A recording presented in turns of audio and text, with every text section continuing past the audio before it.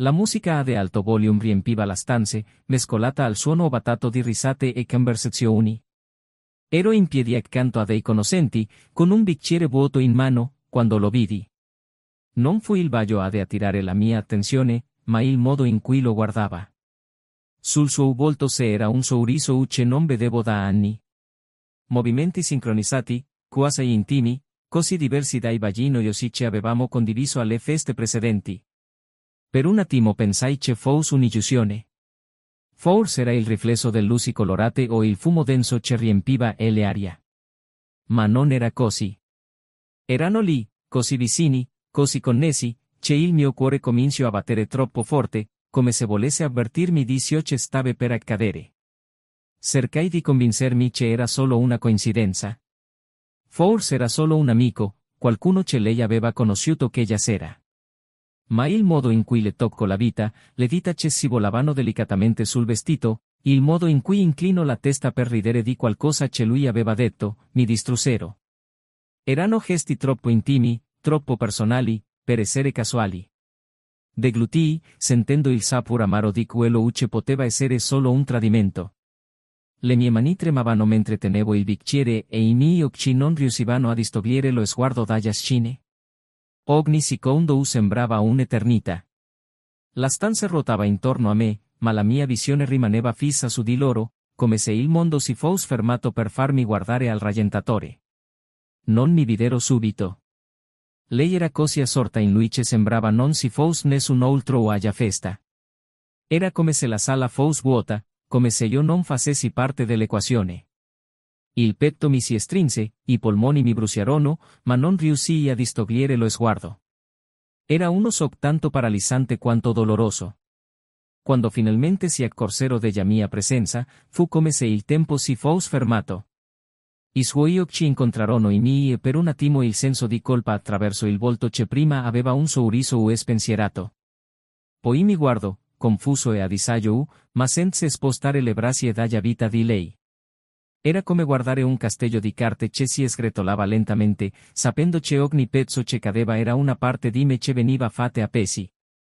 Cercò di allontanarsi da lui, ma era troppo tardi. Io, non è come sembra, le usci di bocca. Era un tale cliché che quasi ridevo, ma il dolore era più forte. Il mio silenzio era la risposta. C'è altro se era da dire? Era tutto lì, la conferma di ciò che temevo e l'inizio di qualcosa di molto più grande di un tradimento. Era la frantumazione di tutto ciò in cui credevo, di tutto ciò che avevo costruito. Lui, invece, non disse una parola. Rimase immobile, con gli occhi fissi su di me, come se aspettasse la mia reazione, come se la sua prossima mossa avrebbe determinato il destino di tutti noi. La foglia intorno a noi sembrava indifferente, continuando a ballare, bere e ridere, ignara del crollo di una vita che stava avvenendo proprio lì, a pochi metri di distanza. Ogni secondo successivo fu una prova di resistenza. La sua voce, ora piena di schius, suonava distante, come se stesse parlando attraverso una parete di vetro. Posso spiegare? Ripeté, come se ci fosse qualcosa al mondo che potesse giustificarlo. Ma tutto ciò che sentii fu l'eco di parole non dette, il peso di promesse non mantenute. Il calore mi salì sul viso, un misto di vergogna e rabbia. Sapevo che tutti gli occhi erano puntati su di noi. Forse non erano reali, forse era solo la mia immaginazione, ma sentivo ogni sguardo come una lama conficcata nelle pelle. Eppure, rimasi ferma, immobile, tenendo il bicchiere così stretto che mi sembrava potesse rompersi da un momento all'altro. Parliamo fuori, per favore, mi supplicò, cercando di avvicinarsi. Il tocco della sua mano sul mio braccio fu come una scase, ma non di che che ti svegliano, bensì di che ti intorpidiscono. La fissai per un attimo, cercando di trovare una qualche verità nelle sue parole, ma vidi solo disperazione. Disperazione per essere stato catturato. Lui era ancora lì in piedi, in silenzio. I suoi occhi ora evitavano i miei, come se temesse ciò che avrebbe potuto trovarvi. Forse era paura, forse era colpa, ma non avevo la forza di preoccuparmi di lui. La mia attenzione era rivolta a lei, alla persona che aveva promesso di essersi per me, ma che ora era lì per qualcun altro. Perché? La parola mi sfuggì l'abbra prima che potessi fermarla. Era una domanda semplice, ma portava con sé tutto il peso del mio dolore, tutta la frustrazione accumulata in anni di tentativi, di sforzi per mantenere qualcosa che ora sembrava inutile. Perché? Aprì la bocca per rispondere, ma non uscì nulla. Non se era risposta che potesse cancellare la scena a cui avevo appena assistito. Non se erano scius che potessero cancellare le immagini di lei tra le braccia di un altro uomo. Avrei dovuto andarmene in quel momento. Avrei dovuto voltare le spalle e lasciare che i due lì, spasti, in bella vista. Ma qualcosa dentro di me voleva di più. Volevo capire, volevo sentire da lei il motivo di un tale tradimento. Volevo vedere fino a che punto si sarebbe spinta per cercare di giustificare l'ingiustificabile. Comincio a parlare, un fiume di parole connesse che sembravano più che altro un tentativo disperato di riempire il silenzio. Non sentivo altro che il suono del mio cuore che batteva forte, come se cercasse di uscire dal mio petto. Ogni sua parola era un colpo, ogni pausa una tortura. Lui, da parte sua, rimase in silenzio. I suoi occhi non incontrarono più i miei. Forse sapeva che nulla di ciò che diceva avrebbe fatto la differenza. Forse sapeva che la sua presenza lì era un affronto, un crudel ricordo di ciò che avevo perso. La sala sembrava più vuota ora, anche se con le stesse persone. Non ero più lì, non davvero. Ero bloccato in quel momento, nelle scene che continuava a ripetersi nelle mia mente. La musica, un tempo forte e vibrante, era ora solo un rumore lontano, incapace di soffocare il suono dei miei pensieri. Ma la storia non finiva lì. Quella nata era solo l'inizio. Se era molto di più nascosto dietro quel vaglio, molto di più da scoprire. E mentre fissavo quei due, mentre il silenzio tra noi diventava insopportabile, una sola domanda riecheggiava nelle mia mente: cos'altro nascondeva? Benvenuti nel canale in cui riveliamo l'impatto devastante del tradimento. Chi non sosteniamo né glorifichiamo alcun tipo di infedeltà. Le nostre storie sono di fantasia, create per mostrare come il tradimento possa distruggere vite, relazioni e fiducia. Preparatevi a un'esperienza intensa e scioccante che vi farà riflettere su scelte, conseguenze e valori. Fate un respiro profondo e immergetevi in questa storia di impatto, state per vivere una vera e propria montagna russa di emozioni. Bella storie. La casa in fondo alla strada era il tipo di posto che emanava un'aura di tranquillità. Con le sue grandi finestre e il giardino ben curato, sembrava l'immagine di una famiglia felice. Chi vivevano Daniele e Clara, una coppia che, a prima vista, sembrava aver ottenuto tutto, una relazione stabile, l'agiatezza economica e amici che ammiravano l'affiatamento che sfoggiavano a cene e feste. Ma come molte cose nelle vita, le apparenze possono ingannare. Daniele era un uomo metodico. Lavorava come architetto e aveva un modo di fare riservato, ma non per mancanza di emozioni, le teneva solo per sé. Aveva una visione dettagliata di quasi tutto, il che lo rendeva eccellente nel suo lavoro, ma a volte un po' distante a casa. Il suo mondo era governato dalla logica, dalla pianificazione e dal desiderio di costruire qualcosa di duraturo, e sia nelle carriere che nel matrimonio. Amava Clara in un modo che forse non riusciva a esprimere a Perul. Il suo modo di dimostrarlo erano i gesti pratici, aggiustare qualcosa di rotto, pianificare attentamente una vacanza o ricordare dettagli che Clara menzionava casualmente. Clara, invece, era piena di vita. Lavorando come insegnante di letteratura, il suo mondo ruotava intorno a storie, sentimenti e sfumature. Aveva un'energia che illuminava qualsiasi ambiente e un sorriso che sembrava invitare tutti a sentirsi a proprio agio intorno a lei. Amava Daniel, o almeno credeva di amarlo. Nel profondo, a volte sentiva che le mancava qualcosa, ma preferiva non dare un nome a questa sensazione, come se affrontarla avrebbe aperto la porta a qualcosa che non era pronta ad affrontare. Compensava questa sensazione immergendosi in progetti personali e coltivando amicizie. La loro routine, tuttavia, cominciava ad assomigliare più a un ciclo prevedibile che a una vita condivisa. Ogni mattina seguiva uno schema quasi coreografico. Clara preparava il caffè mentre Daniel leggeva le notizie sul suo tablet. Parlavano di cose semplici, ma le parole sembravano perdere la loro profondità con il passare degli anni.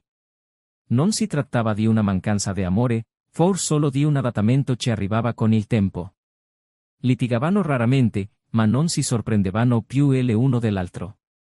La città in cui vivevano offriva una vita confortevole, ma non esattamente excitante.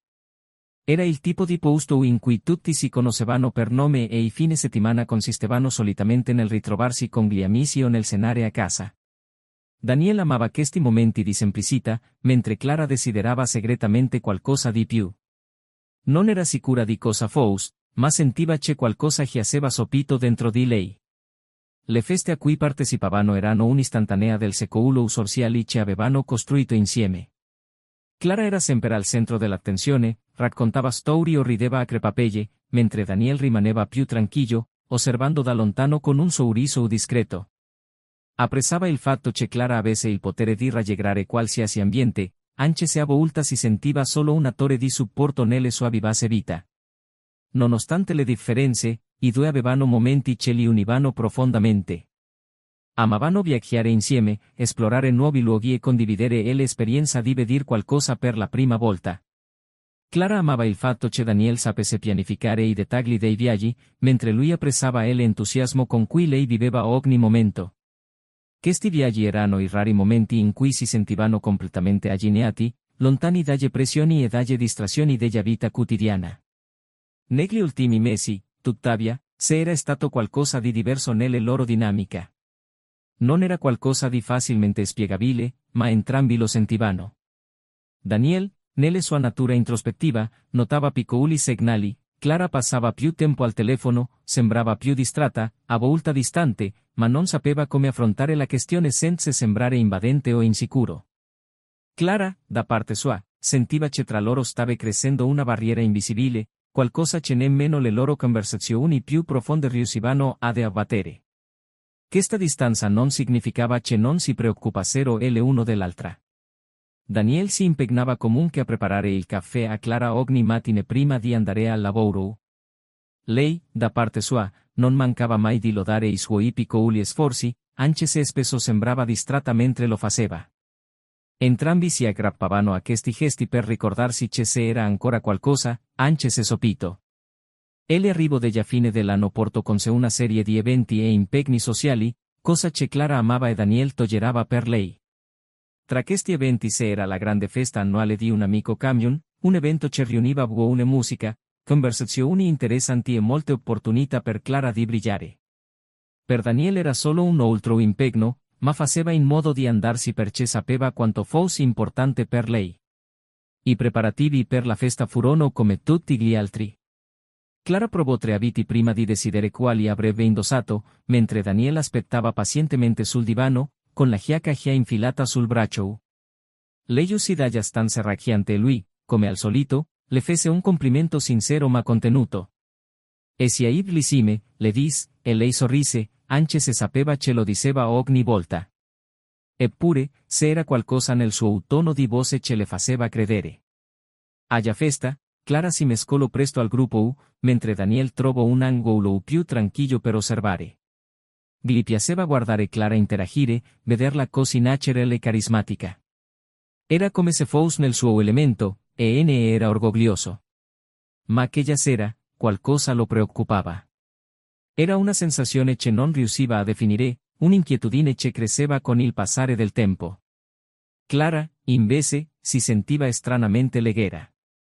Se era qualcosa nell'energia della festa che le faceva dimenticare, anche solo per qualche istante, la monotonia della sua routine. Ballava, parlava e rideva come sempre, ma se era un'intensità diversa nei suoi movimenti. Qualcosa di cui forse lei stessa non si era ancora resa conto. Mentre Daniel guardava, un pensiero gli attraversò la mente: da quanto tempo non passavano momenti come questo insieme? Quando era stata l'ultima volta che avevano riso ad alta voce senza preoccuparsi del tempo o di quello che sarebbe successo dopo? Questo pensiero lo colse di sorpresa e si ritrovò a immaginare come sarebbe stato parlarne con Clara più tardi. La festa continuava ad essere vivace, le luci scintillavano e la musica pulsava. Per Clara era una serata come tante, un'occasione per ritrovare gli amici e sentirsi viva.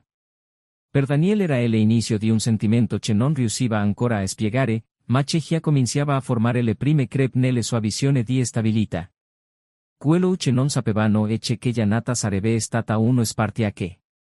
Una serie di eventi stava per scatenarsi, cambiando tutto ciò che sapevano di loro stessi, e l'uno dell'altro e il rapporto che credevano di avere. Mentre la musica suonava e le risate riecheggiavano nelle stanze, il destino iniziò a scrivere un nuovo capitolo della loro vita, che nessuno dei due avrebbe potuto prevedere. Quella settimana iniziò come tutte le altre. Daniel si immerse ai suoi progetti, aggiustando disegni e risolvendo problemi tecnici in silenzio. Clara, invece, si alternava tra le lezioni e gli eventi letterari che amava tanto. Erano entrambi impegnati, troppo impegnati per accorgersi che stava nascendo qualcosa di più grande, qualcosa che avrebbe cambiato tutto. Quel giovedì mattina, Daniel decise di lavorare da casa. Se era un progetto particolare che richiedeva una concentrazione assoluta e l'ufficio, con le sue continue interruzioni, non sembrava il luogo ideale. Clara era uscita presto, entusiasta di un seminario di letteratura che durava tutto il giorno. La guardo uscire dalla porta con il sorriso sulle labbra, portando con sé una borsa piena di libri, e qualcosa dentro di lui si scaldò per un attimo. La scena era di una semplicità confortante, come se tutto fosse ancora al posto giusto. Ma la pace che provava si dissipò presto. A mezzogiorno, mentre esaminava le piante sul tavolo del soggiorno, qualcosa attirò la sua attenzione. Era il cellulare di Clara, dimenticato sul divano. Lei non lo lasciava quasi mai e Daniel pensò di mandarle un messaggio per farglielo sapere, ma esitò. Probabilmente sarebbe stata occupata e non sarebbe stata in grado di tornare a prenderlo. Tuttavia, una curiosità assillante lo spinse a prendere il dispositivo. Non stava cercando nulla. Aveva solo pensato di mettere il silenzioso nel caso in cui avesse iniziato a schigliare e lo avesse distratto dal suo lavoro. Poi sullo schermo apparve una notifica. Era un messaggio da un numero sconosciuto, ma l'anteprima del messaggio gli fece fermare il cuore per un attimo. Non vedo le ora di passare un'altra nata come quella. E sì, ahí è stato fantastico. Lo shock iniziale lo paralizzò. La sua mente cercò di razionalizzare ciò che aveva davanti. Forse si trattava di un errore. Forse era uno scherzo di cattivo gusto di qualcuno. Si costrinse a credersi, ma prima di riuscire a fermarsi sbloccò il cellulare e aprì la conversazione. Quello che trovò fu come un colpo allo stomaco. Una serie di messaggi che non lasciavano dubbi. Erano intimi, appassionati, carichi di un desiderio che non vedeva da tempo in Clara. Messaggi scambiati settimane prima, che descrivevano incontri e sentimenti che lui non sapeva nemmeno che lei potesse provare per qualcun altro. Daniel sentì il peso del suo corpo affondare nelle sedia. E l'aria era pesante, difficile da respirare. Ogni parola lette era come una pugnalata. Si alzò, lasciando cadere il cellulare sul tavolo come se potesse contaminarlo. Aveva bisogno di pensare. Doveva capire come fosse potuta accadere una cosa del genere, come Clara, la sua Clara, avesse potuto nascondere qualcosa di così devastante. Le ore successive furono una confusione di pensieri frammentati. Cercò di concentrarsi sul lavoro, ma i disegni che aveva davanti sembravano ormai privi di significato. Il cellulare era ancora lì, come un'ombra di ciò che aveva scoperto. Pensò di affrontarla immediatamente, ma qualcosa lo fermò. Voleva capire di più. Voleva risposte prima ancora di far domande. Quando Clara tornò a casa quella sera, Daniel la guardò con un'intensità di cui non si rendeva conto. Lei era raggiante, gli raccontava del workshop, rideva di qualcosa di divertente che era successo. Lui rispondeva meccanicamente, incapace di stare al passo con la sua leggerezza. Si sentiva come un intruso in casa sua, con un peso che lei ancora ignorava. I giorni seguenti furono una prova di resistenza per Daniel. Cominciò a notare dettagli che prima ignorava, le excuse per uscire da solo, i momenti in cui lei sembrava distante, le risate che condivideva al telefono. Ogni piccolo dettaglio sembrava confermare ciò che aveva scoperto, ma aveva ancora bisogno di verificare di persona. Fu allora che si presentò un'opportunità. Il venerdì sera, Clara gli accennò che sarebbe andata a una cena con gli amici del lavoro. Daniel la guardò mentre si preparava, seguendo un vestito che non vedeva da tempo, applicando il receto con una cura che sembrava insolita. La guardò uscire e si sentì stringere il cuore, ma questa volta decise di non rimanere a casa. Salì in macchina e decise di seguirla. Accompagnarla per la città fu un misto di ansia e incredulità. Clara si diresse verso un ristorante del centro, ma invece di incontrare i suoi amici come aveva detto, entrò accompagnata da un uomo. Un uomo che Daniel non conosceva, ma che ora era impossibile ignorare. Li vide entrare insieme, ridendo come complici, e un'ondata di rabbia gli attraverso il corpo. Rimase in macchina a guardare da lontano, incapace di credere a ciò che stava vedendo. Era reali. Non era paranoia o un malinteso. Clara stava tradendo la sua fiducia, il suo amore, tutto ciò che avevano costruito insieme. La loro cena sembrò durare un'eternità, ogni minuto amplificava il tormento di Daniel. Quando finalmente se ne andarono, la scena fu ancora più dolorosa. Li seguì in un albergo vicino, li guardò sparire dall'ingresso. Era tutto. Non c'erano più dubbi, non c'era più spazio per scuse o razionalizzazioni. Tutto ciò che aveva temuto si era materializzato davanti ai suoi occhi. Quella sera Daniel tornò a casa con la mente in ebullizione. Voleva urlare, rompere qualcosa, affrontarla immediatamente, ma sapeva che nulla di tutto ciò avrebbe cambiato quello che era successo. Si sedette sul divano, fissando il vuoto, cercando di trovare un modo per affrontare la devastazione che provava. Quando Clara tornò più tardi, trovò Daniel sveglio, che la stava aspettando. E l'espressione del suo viso la fece esitare su Lucio, come se percepisse che qualcosa non andava. Hai passato una buongiornata? Chiese lui, con voce ferma ma contenuta. Clara cercò di rispondere, ma qualcosa nell'intensità del suo sguardo la fece desistere. Era come se lui sapesse, come se vedesse attraverso di lei. E, per la prima volta, si rese conto che il silenzio di Daniel poteva essere più terrificante di qualsiasi urlo. La nata era appena iniziata. E ciò che Clara non sapeva era che Daniel era già pronto ad affrontare qualsiasi cosa sarebbe accaduta in seguito. La nata era fredda quando Clara arrivò finalmente a casa, con passi affrettati verso la porta. Daniel la guardò dal corridoio buio, con il respiro controllato ma il cuore che batteva forte, come se stesse per affrontare qualcosa che già sapeva essere inevitabile. La vide entrare e la sua espressione fu subito diffidente, come se sentisse il peso del silenzio che lui portava con sé. Si fermò all'ingresso e lo fissò. I capelli sciolti le ricadevano morbidi sulle spalle, ma la luce della casa sembrava più forte che mai su di lei. Il suo sorriso, che tante volte aveva illuminato la casa, era assente. Lui poteva vedere i segni della stanchezza sul suo viso, ma anche un senso di colpa mascherato sotto una maschera di normalità. Te la sei presa comoda, disse Daniel, con voce calma, ma con qualcosa dietro, una tensione che lei riconobbe immediatamente. Clara esitò prima di rispondere, come se cercasse di trovare le parole giuste, ma non se erano parole che potessero annullare ciò che stava per accadere. I ero con degli amici, cominciò, con voce esitante ma presto più decisa. Era una cena, Daniel, tutto ok. Lui non rispose subito, si limitò a osservare il suo volto con un'intensità che la mise a disagio. Sapeva cosa era successo. Non aveva bisogno che lei dicesse altro. Le parole erano sulla punta della lingua, ma nulla poteva nascondere ciò che se era tra loro, come un avviso che si allargava a ogni secondo. Clara, disse lui, interrompendo il silenzio tra loro. So cosa è successo. Lei si irrigidì, gli occhi si allargarono e il sorriso che aveva cercato di mantenere scomparve. Cercò di mascherare la sorpresa con una risata nervosa, ma non si riuscì. Il suo sguardo era imperturbabile.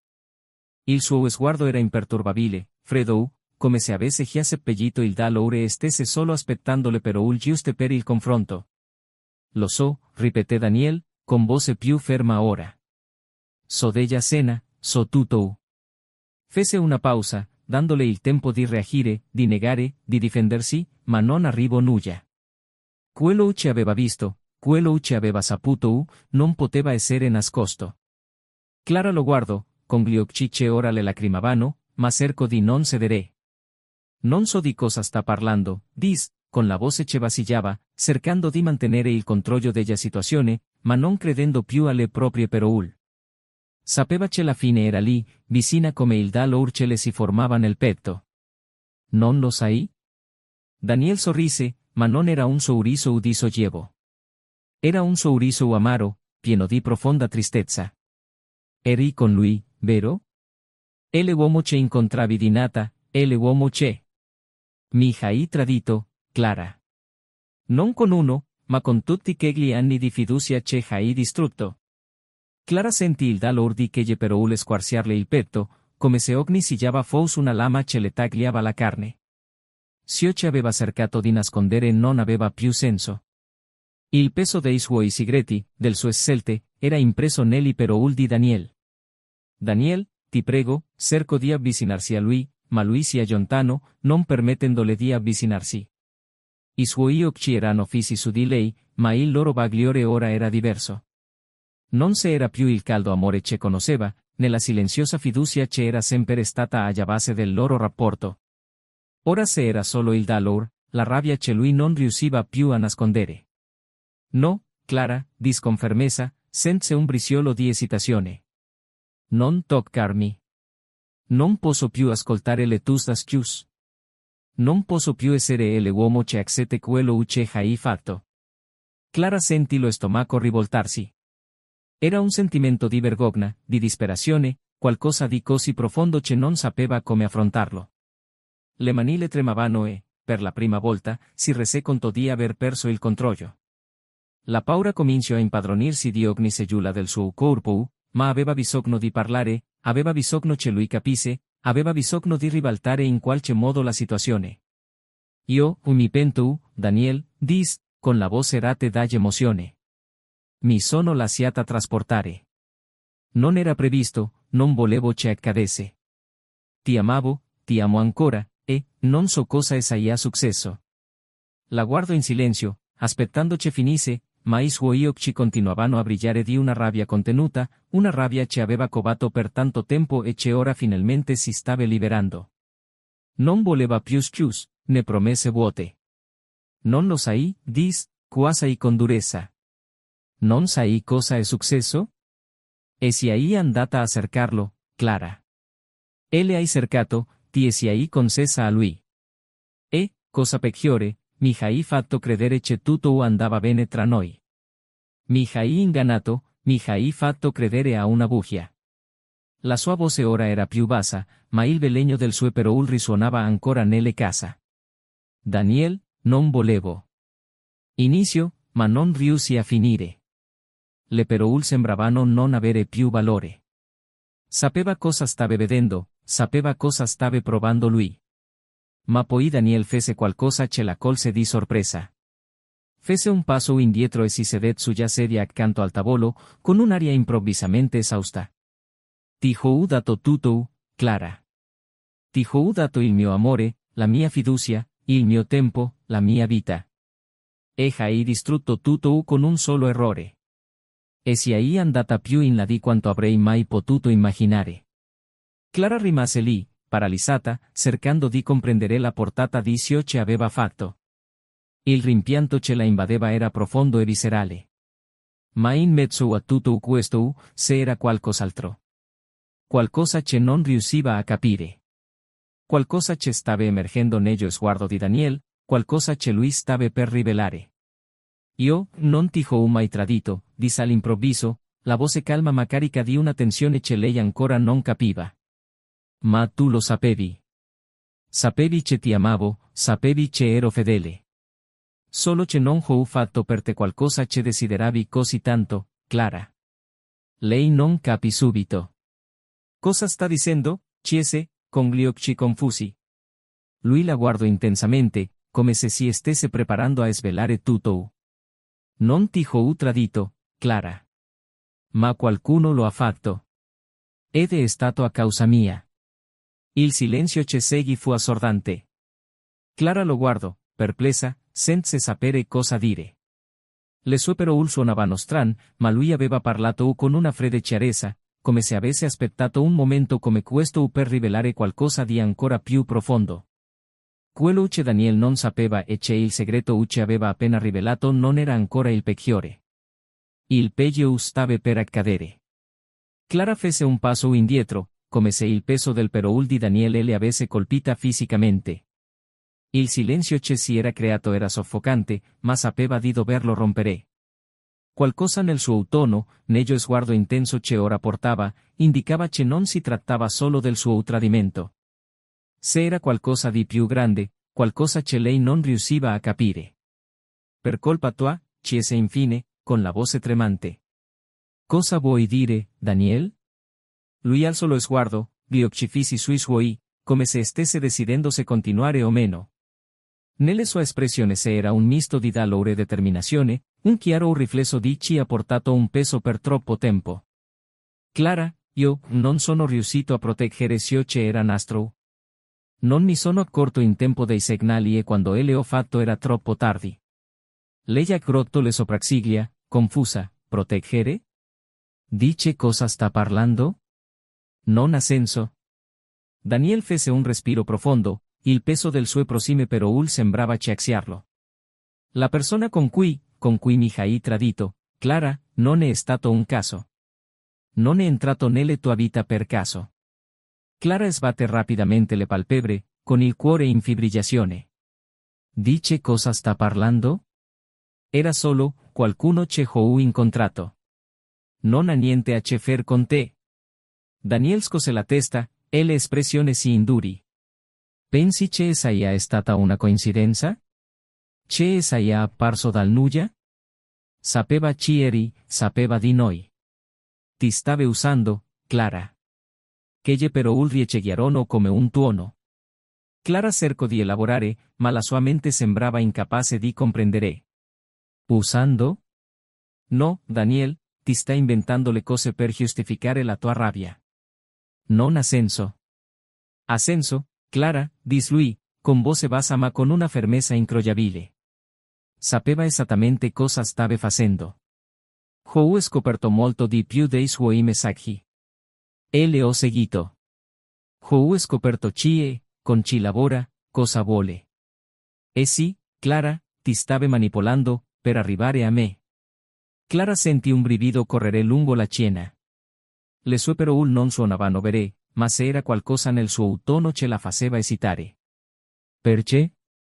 Cosa avrebbe contro di te? Pensi che riguardi solo te? È una foglia, Daniel. Daniel Rice, ma era una risata amara, carica di un dolore che lei non aveva mai visto prima. Non capisci, vero? Sapeva esattamente cosa stava facendo. Sapeva che avvicinarsi a te era il modo più rapido per destabilizzarmi. Voleva distruggere ciò che avevamo costruito, Clara. E sì è riuscito. Non è possibile, mormorò Clara, con voce appena udibile. Ma nel profondo, qualcosa cominciò ad agitarsi. Piccoli dettagli, momenti che prima aveva ignorato, cominciarono ad avere un senso. Il modo in cui lui sapeva così tanto della sua vita, delle sue abitudini. Le occasionali domande su Daniel, che prima aveva pensato fossero solo curiosità. Ma perché? Cosa ne ricaverebbe? Daniel si alzò, il movimento brusco fece quasi indietreggiare Clara ancora una volta. Cominciò a camminare per la stanze, come se le parole avessero bisogno di movimento per essere libere. Perché voleva distruggermi, Clara? Perché voleva quello che avevo io? Per mesi ho lottato contro di lui. Era un diretto concorrente in un progetto. Sapeva di non potermi battere professionalmente, così ha deciso di attaccarmi personalmente. Clara sentì le gambe indebolirsi. Si aggrappò a cenale di una sedia vicina, cercando di mantenere l'equilibrio. Sta dicendo, che per lui era tutto un gioco? Che ero solo uno strumento? Daniel si fermò e la affrontò di nuovo, con il dolore evidente sul volto. Sì, Clara. E quello che ha fatto. E io, non sono riuscito a proteggerti da questo. Non ho potuto proteggere quello che eravamo. Le sue parole le lacerarono il petto. Il senso di colpa che già si portava dietro era ora quasi insopportabile. Io, non lo sapevo. Non mi amai detto nulla. Non lo sapevo, Daniel. Se ele avessi saputo. Se ele avessi saputo, sarebbe stato diverso? Daniel lo interruppe, con la voce appesantita dalle emozione. Avresti scelto un'altra strada? O era solo una scusa per qualcosa che già sentivi? Clara deglutì, ma non ebbe risposta. Tutto ciò che provava sembrava fondersi in un miscuglio di colpa, vergogna e rabbia. Ho commesso un errore, Daniel. Lo so. Ma quello che sta dicendo è molto più grande di quanto immaginassi. Rising wow, ma che stavolta se era qualcosa di più morbido, qualcosa di quasi rassegnato. E così, Clara. È più grande. Più grande di entrambi. Ma ciò che conta ora è quello che seguirai di farn. Perché io che ho già fatto la mia scelta. Lei sbatte le palpebre per la sorpresa. In che senso? Ho finito il progetto, disse lui, tornando finalmente a sedersi. Ho terminato tutto ciò che pensava di poter distruggere. Ma, Clara, questo non cambia quello che è successo qui. Tra di noi. Clara sentì le lacrime bruciarle gli occhi.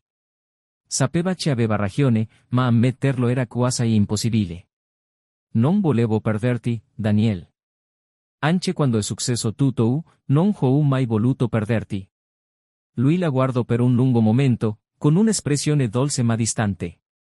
Forse mi hai già perso, Clara. Forse siamo persi prima che tutto questo iniziasse. Il silenzio che seguì fu opprimente. E nel profondo, Clara sapeva che aveva ragione.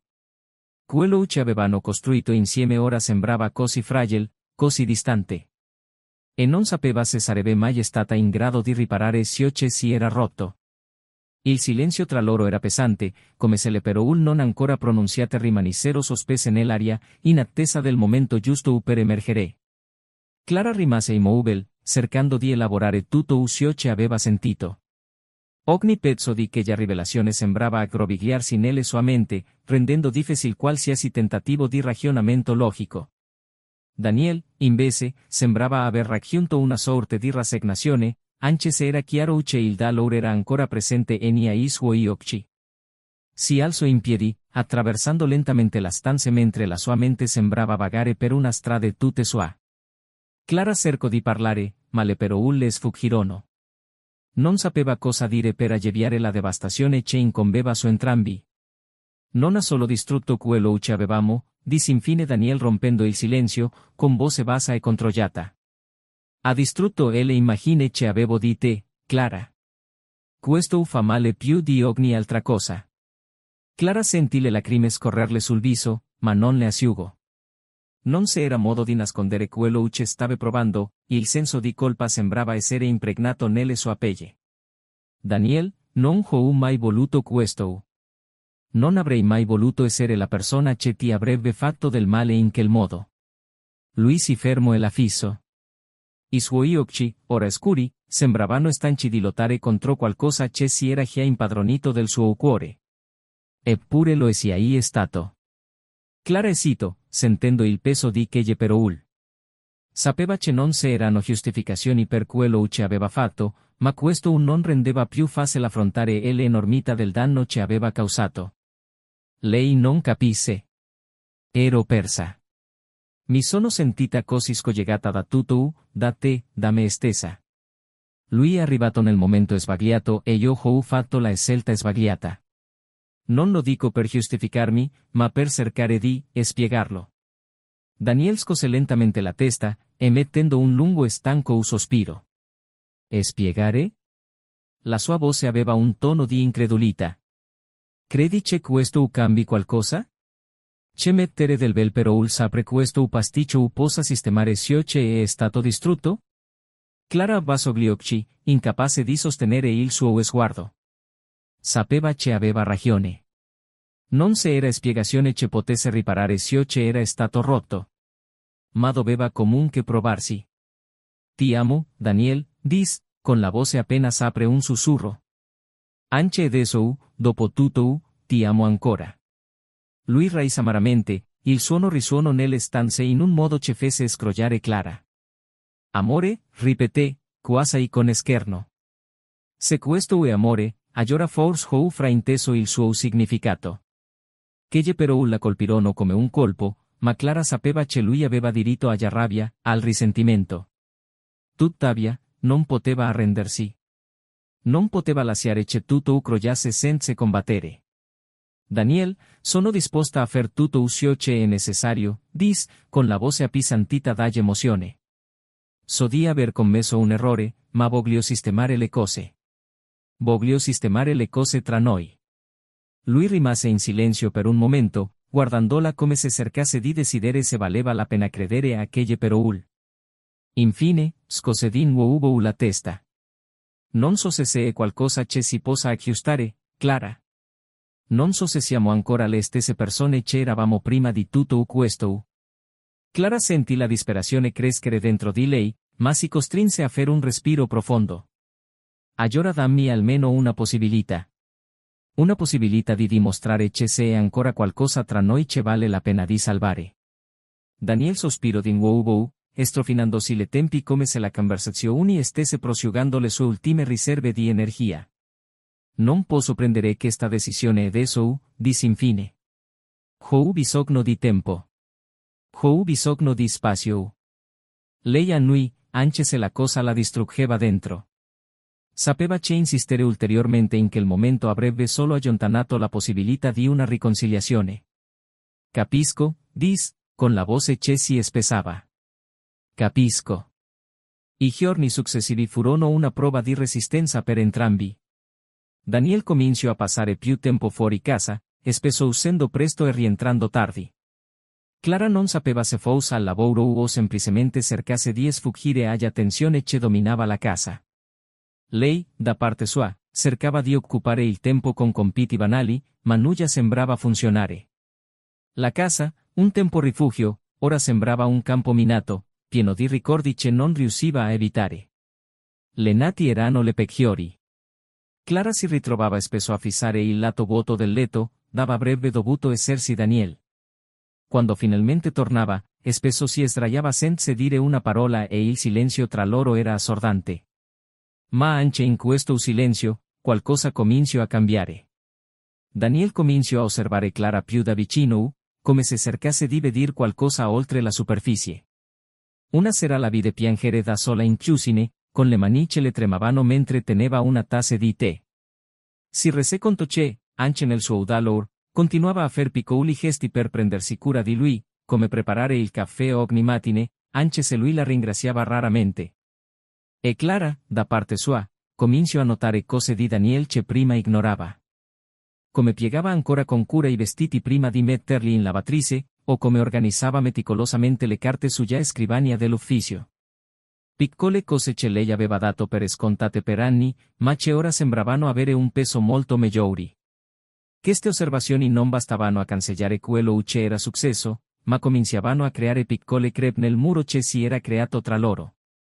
Entrambi sapevano che la strada da percorrere era ancora lunga, ma per la prima volta da settimane sembrava essersi la possibilità, per quanto remota, di percorrerla insieme. Quella sera, mentre erano entrambi seduti in salotto, Daniel finalmente rappe il silenzio. Ho pensato molto a quello che hai detto, esordì, a voce bassa. Sul fatto di voler mettere a posto le cose. Clara lo guardò, con il cuore che le batteva forte. E non so se sia possibile, disse lui sinceramente. Ma sono disposto a provarsi. Non per noi, ma per quello che eravamo. Per le persone che eravamo una volta. Sentì di nuovo le lacrime, ma questa volta se era qualcosa di diverso. Non era solo tristezza, se era anche speranze. Grazie, Daniel, disse, con la voce che le tremava. Grazie per avermi dato questa possibilità. Lui annui, ma non sorrise. Se era molto lavoro da fare, molte ferite da curare. Ma, per la prima volta, sembrava essersi una luce, anche se flebile, alla fine del tunnel.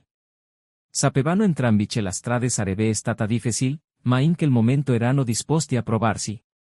I mesi successivi furono un misto di tentativi e fallimenti, con Clara e Daniel coinvolti in un'altalena emotiva che oscillava tra lo sforzo di ricostruire qualcosa e il costante ricordo di ciò che era stato distrutto.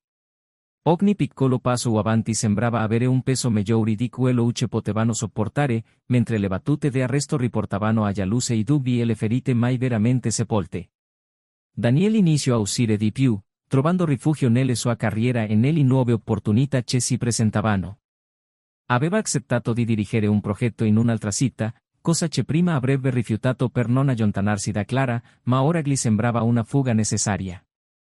Clara, invece, si era immersa nelle sue routine di insegnante, cercando di trovare il lavoro come distrazione dai buchi lasciati dalla sua relazione. Una sera, dopo un'altra giornata estenuante, Daniel tornò a casa e trovò Clara seduta in salotto, circondata da carte. Erano foto, vecchie litire appunti che i due si erano scambiati nel corso degli anni. Lei lo guardò con occhi stanchi ma determinati. Non so come andare avanti, Daniel, disse, tenendo in mano una del litir. Leggo che ste litire ricordo come eravamo, com'era semplice.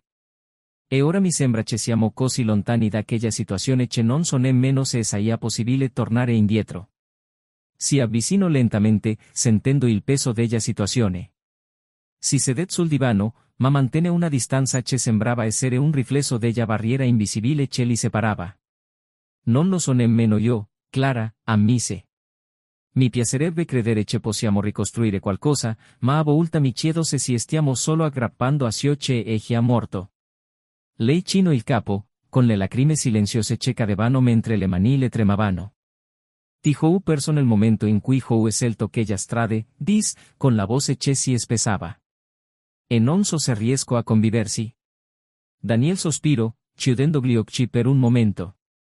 Quando li riaprì, la sua espressione era più morbida, ma ancora piena di una profonda tristezza. Clara, forse la punizione più grande per entrambi è proprio questa, sapere che se era qualcosa di buono, ma che se lo siamo fatti sfuggire dalle mani. Non ti odio, ma non so se posso amarti allo stesso modo. Le sue parole erano come coltelli, ma allo stesso tempo portavano con sé un'onestà che Clara sapeva di dover sentire. Annui lentamente, cercando di accettare che a volte la riconciliazione non era possibile. Il silenzio tra loro fu rotto solo dal suono del lancet dell'orologio, che segnavano il tempo che sembrava trascinarsi. Qualche giorno dopo, Daniel prese una decisione che stava maturando. Accettò di trasferirsi in un'altra città, qualcosa che significava ricominciare davvero da capo, lontano da Clara e dai ricordi che avevano insieme. Prima di partire, la chiamo per parlare un'ultima volta.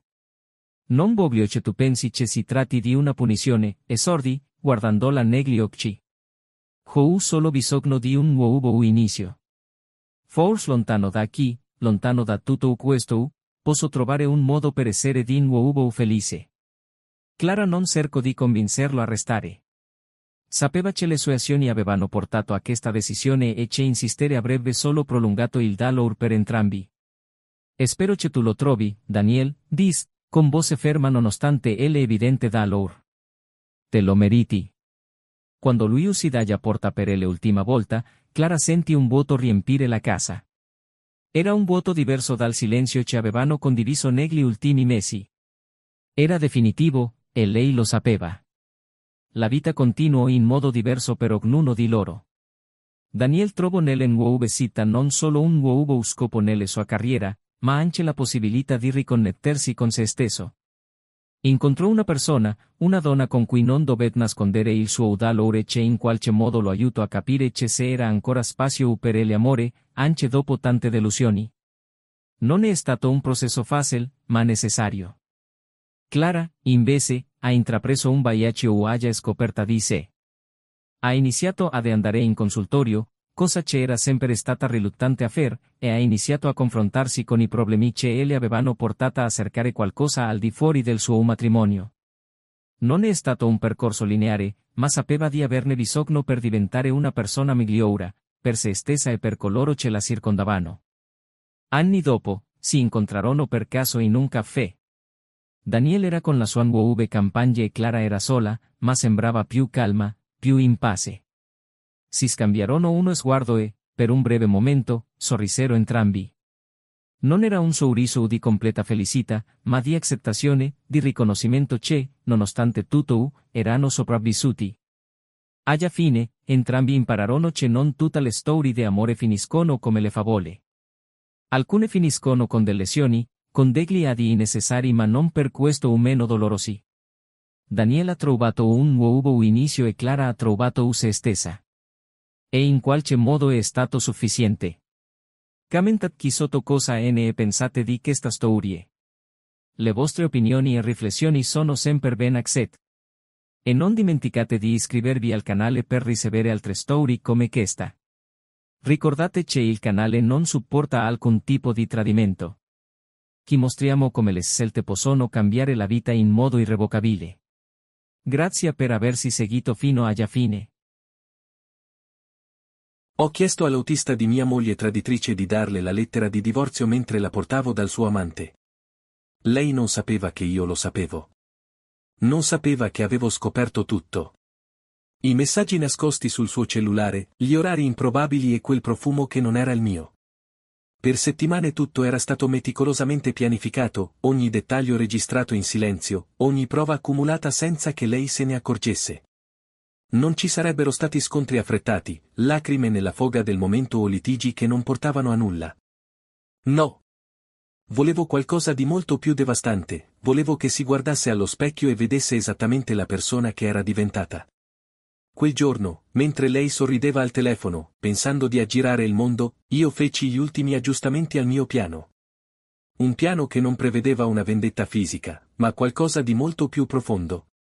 Qualcosa che avrebbe segnato la sua anima nello stesso modo in cui lei aveva segnato la mia con il suo tradimento. Esci davvero con i tuoi amici stasera? Chiesi con noncuranza, mentre lei finiva di prepararsi davanti allo specchio. Il vestito attillato, il rossetto rosso e il luccichio nei suoi occhi rivelavano qualcosa che pensava di nascondere. Sì, tesoro.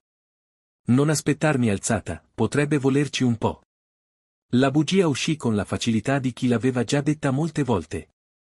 Mi limitai ad annuire, senza dare alcun segno di conoscere la verità. L'autista era in attesa, come sempre. Lei si fidava di lui, dopotutto era uno dei pochi che sapeva tenere un profilo basso. Ma quella sera aveva istruzioni diverse. Da qualche parte, lungo il percorso, avrebbe aperto una busta che le avrebbe fatto capire che non aveva il controllo. Che tutto ciò che pensava di nascondere così bene era stato rivelato.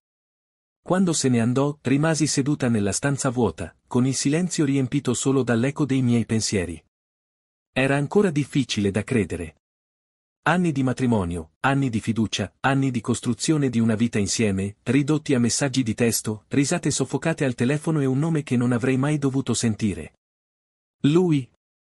L'uomo che aveva scelto per condividere qualcosa che avrebbe dovuto essere nostro. In auto, stava chiacchierando animatamente con l'autista, apparentemente senza notare la piccola busta sul sedile accanto a lei. Quando la vide, la sua espressione cambiò.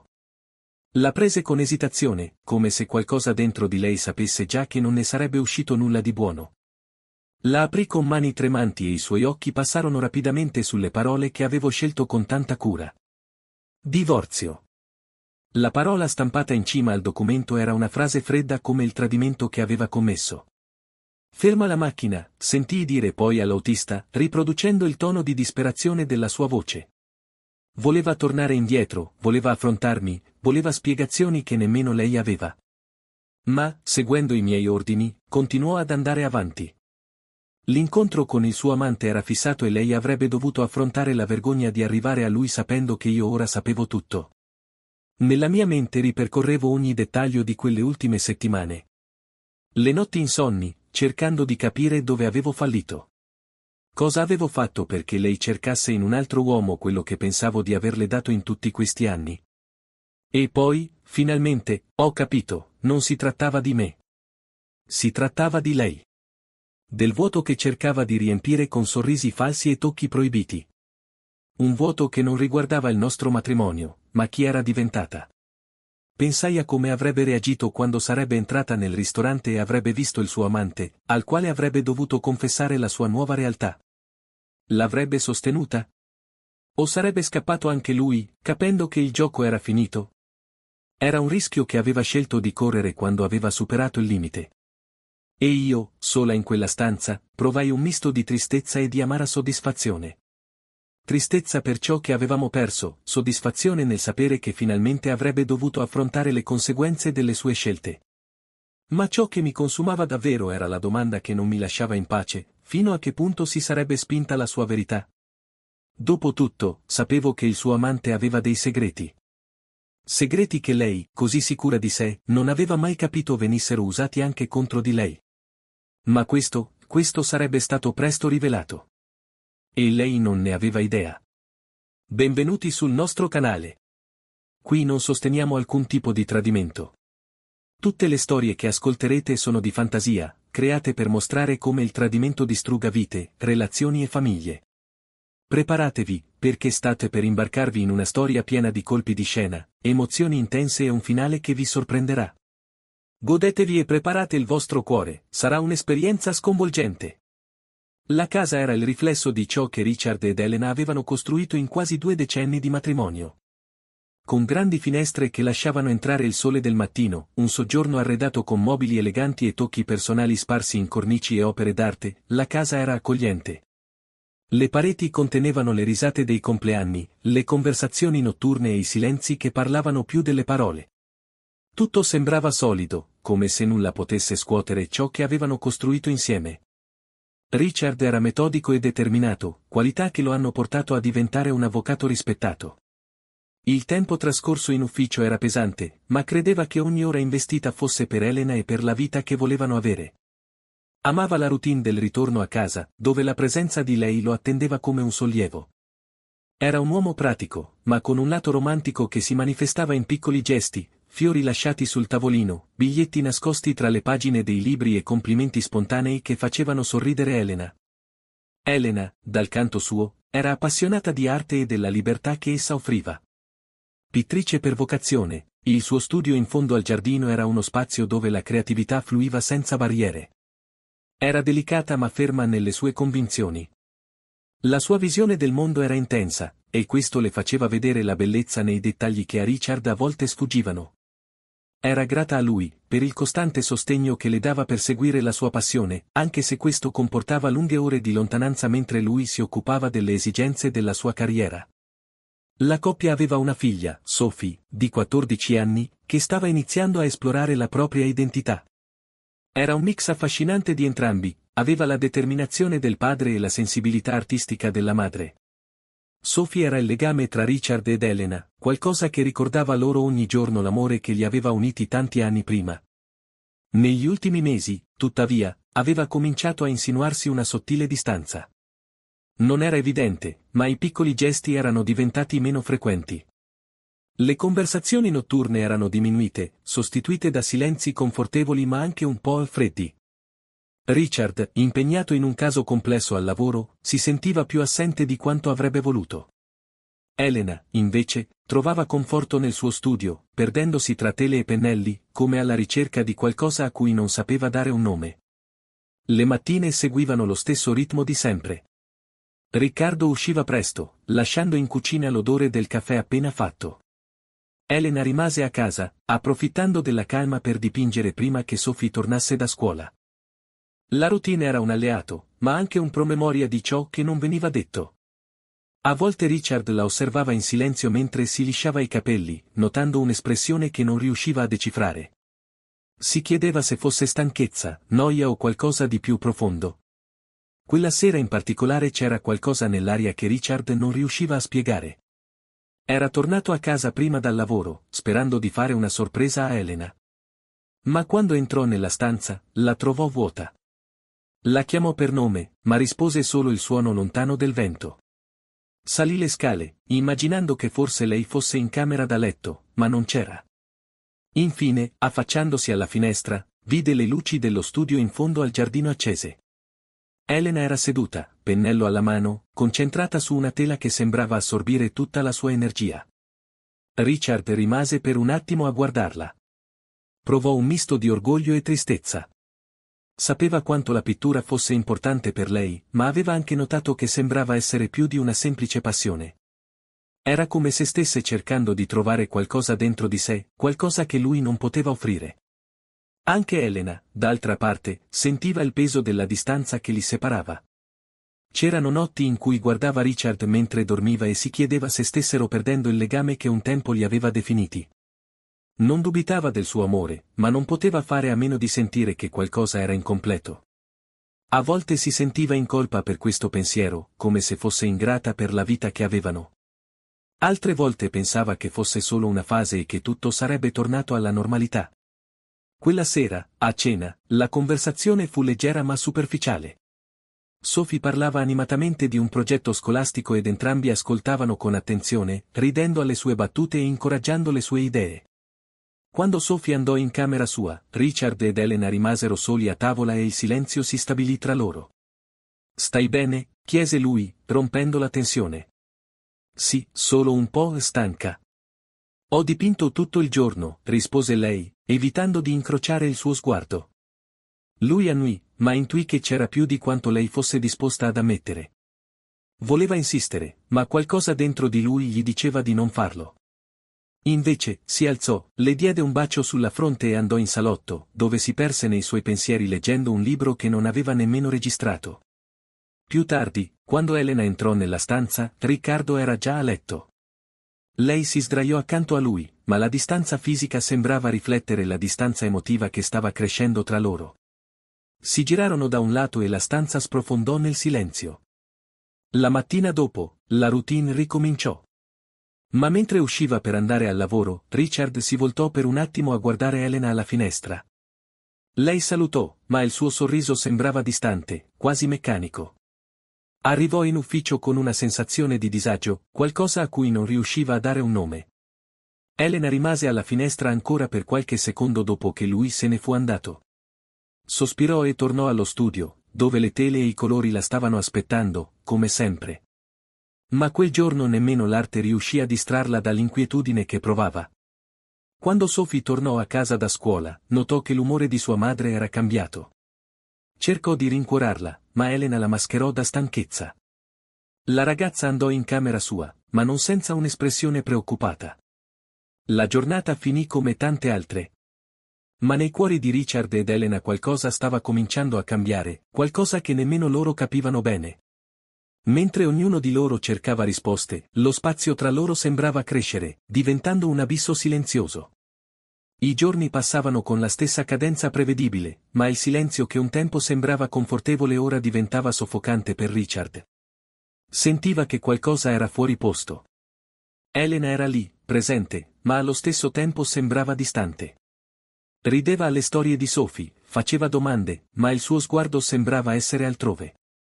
Richard cercò di non prestare troppa attenzione a questa sensazione, razionalizzando che poteva trattarsi di stress, forse di un progetto importante di cui lei non aveva parlato. Quel fine settimana decise di proporre qualcosa di diverso. Una gita veloce in una città vicina, il tempo di staccare la spina e forse di riaccendere la fiamma che sembrava essersi spenta. Sarebbe bello uscire per un po', solo noi due, disse, osservando la reazione di Elena. Lei esitò un attimo, una pausa breve, ma sufficiente perché Richard se ne accorgesse. Mi piacerebbe, ma Sophie ha quel compito di scuola che ci occuperà tutta la domenica. E ho promesso di aiutarla, rispose con un sorriso che non raggiungeva gli occhi. Richard annui, ma la risposta di lei gli fece sorgere un dubbio che non riuscì a sciogliere. Deciso ad andare avanti, approfittò del sabato per lavorare da casa, mentre Elena trascorse la maggior parte della giornata in studio. Sophie, impegnata nel progetto, faceva la spola tra la camera da letto e il soggiorno, troppo distratta per accorgersi della tensione che si respirava nell'aria. Riccardo si convinse che si stava immaginando tutto, ma quella sensazione di disagio non lo abbandonava. Il lunedì, mentre guidava per andare al lavoro, decise che doveva fare qualcosa per eliminare quella sensazione di disconnessione. Forse sto esagerando, mormorò tra sé e sé, cercando di scrollarsi di dosso il senso di colpa per aver pensato questo di Elena. Ma nel corso della giornata l'idea si trasformò in determinazione. Decise che avrebbe fatto qualcosa che non aveva mai fatto prima, avrebbe chiesto all'autista di Elena di prestare attenzione. Non voleva tenere d'occhio sua moglie, ma aveva bisogno di sapere se le sue insicurezze erano fondate o solo frutto della sua mente. Quel pomeriggio, quando tornò a casa prima del solito, trovò Elena di nuovo nello studio. Decise di entrare, cosa che faceva raramente. Lei stava dipingendo, ma il rumore della porta che si apriva la fece smettere di muovere il pennello. «Ciao», disse lei, sorridendo sorpresa. «Che c'è? Sei tornato a casa presto». Richard entrò, fingendo di essere a suo agio. «Volevo vedere che cosa hai fatto. Sono secoli che non vedo i tuoi quadri». Lei esitò prima di allontanarsi dalla tela, posizionandosi quasi in modo protettivo, come se non volesse che lui vedesse ciò che stava dipingendo. «Non è ancora pronto», spiegò, ridendo nervosamente. Richard scrollò le spalle, sentendo che qualcosa non aveva senso. Ma decise di non insistere. Dopo un po' lasciò lo studio, portando con sé un crescente disagio. Quella notte, mentre Elena dormiva accanto a lui, Richard non riuscì a chiudere occhio. Continuava a pensare a come erano cambiate le cose tra loro, a come quella complicità che prima era così naturale sembrava essersi persa a un certo punto. Voleva chiedere, voleva capire, ma allo stesso tempo temeva la risposta. La settimana successiva, il suo autista riferì qualcosa che gli fece fermare il cuore per un istante. Un semplice messaggio, ma sufficiente a confermare che stava succedendo qualcosa. «Oggi ha chiesto di essere accompagnata a un indirizzo diverso e sembrava nervosa», disse l'uomo con esitazione. Richard sentì il peso del dubbio trasformarsi in qualcosa di più concreto. Ringraziò l'autista e riattaccò, senza sapere come reagire. Nei giorni successivi, Richard notò sottili cambiamenti nel comportamento di Elena. Sembrava più animata, ma allo stesso tempo evitava di guardarlo direttamente negli occhi. Cercò di rimanere normale, ma la tensione cominciava a logorarlo. Decise che doveva sapere la verità. Un pomeriggio, mentre Elena si preparava a partire, Richard si offrì di accompagnarla. «Oggi non mi serve la macchina, posso accompagnarti dove devi andare», disse sorridendo con disinvoltura. Elena, visibilmente sorpresa, esitò un attimo prima di rispondere. «Non c'è bisogno, ho già chiamato l'autista. Devo incontrare un'amica per un caffè». La giustificazione fu rapida, ma Riccardo notò la fretta nei gesti di lei mentre raccoglieva la borsa. Decise di continuare in silenzio, ma la sua determinazione stava crescendo. Quando Elena se ne andò, chiese all'autista di tenerlo informato. Voleva una conferma dei suoi sospetti, anche se ciò significava affrontare una dolorosa verità. Quella sera, mentre aspettava a casa, squillò il telefono. La voce dell'autista era seria, quasi esitante. «Signore, è andata al ristorante. Era con un uomo. Sembravano intimi». Le parole riecheggiarono nella testa di Richard. La ringraziò di nuovo e riattaccò, sentendosi come se il pavimento fosse scomparso sotto i suoi piedi. Rimase nella stanza per ore, fissando il vuoto, cercando di elaborare ciò che aveva appena sentito. Provò rabbia, tristezza e un dolore che sembrava più grande di quanto potesse sopportare. L'amore che provava per Elena era ancora lì, ma ora era mescolato a qualcosa che non sapeva come affrontare. La mattina dopo, mentre facevano colazione, Riccardo guardò Elena come se la vedesse per la prima volta. Lei parlava di programmi per la giornata, ma lui riusciva a malapena a sentire. Il suo sorriso, che un tempo era stato una delle cose che amava di più, ora sembrava carico di qualcosa che non poteva ignorare. Sapeva di doverla affrontare, ma decise di aspettare. Aveva bisogno di più tempo per elaborare tutto, per capire cosa avrebbe fatto dopo. Il tradimento era reale. Ma c'era dell'altro, qualcosa che ancora non riusciva a identificare. Qualcosa che stava per scoprire. Il momento che Richard aveva rimandato per giorni era finalmente arrivato. Sapeva di non poter continuare a vivere con Elena senza affrontare la verità. Quella sera la cena fu particolarmente tranquilla. Sophie era andata a studiare con gli amici, lasciando loro due da soli. L'atmosfera era densa, carica di una tensione che sembrava crescere di minuto in minuto. Elena sembrava distratta, con gli occhi sul piatto, evitando il contatto visivo. Richard studiava ogni sua mossa, cercando di decifrare cosa le passasse per la testa. Quando lei si alzò per togliere i piatti, lui la fermò con una mano ferma sul braccio. «Dobbiamo parlare», disse, con un tono calmo ma inequivocabilmente serio. Elena si fermò, tenendo ancora in mano i piatti, prima di sospirare e sedersi di nuovo. Cos'è successo? Chiese, anche se l'espressione del suo viso suggeriva che sapeva esattamente cosa sarebbe successo. Riccardo fece un respiro profondo, come se cercasse di raccogliere tutte le forze che possedeva per affrontare ciò che stava per accadere.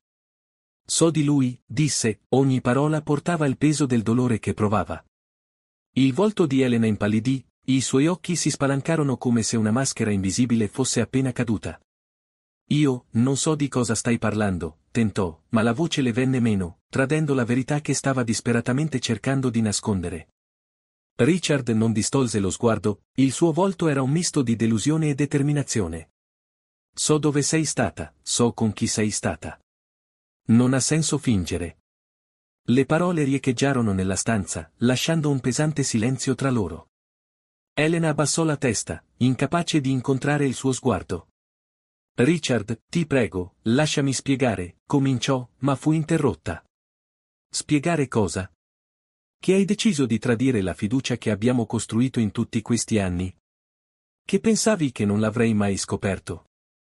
La sua voce tremava, una combinazione di rabbia e dolore che riusciva a malapena a controllare.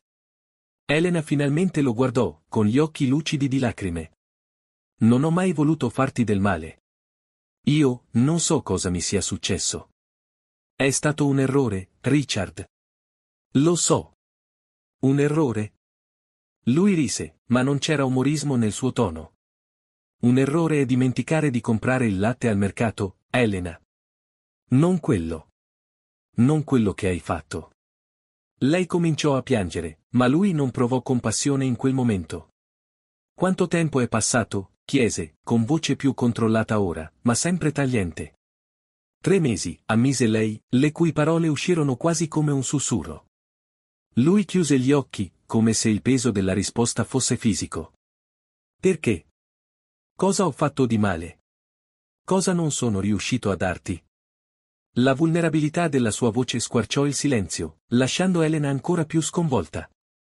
Non sei tu, Richard. È stato qualcosa in me. Mi sentivo persa. Come se mi mancasse qualcosa e non sapessi come riempire quel vuoto. Cercò di tenergli la mano, ma lui si allontanò, come se il suo tocco fosse doloroso. Hai scelto di tradire invece di parlare con me? Invece di cercare di risolvere le cose? Elena, tra noi c'era qualcosa di vero. Qualcosa che pensavo fosse abbastanza forte da superare qualsiasi cosa.